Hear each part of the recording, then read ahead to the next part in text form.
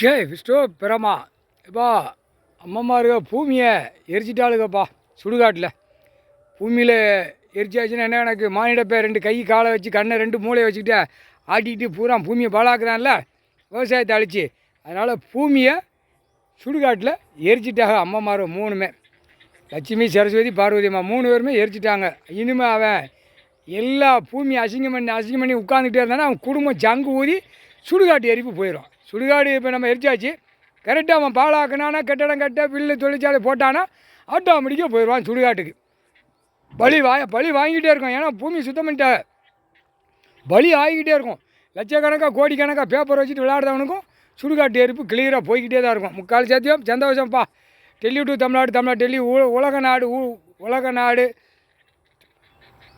ஊடாடப்பட்ட மாநிலத்தில் எல்லாமே இலங்கை சுலோன்லேருந்து எல்லாம் கிளியராக எரிச்சிட்டாங்க. அம்மம்மார் 3 பேர் எரிச்சோடனே சந்தோஷமாக இருக்கார்.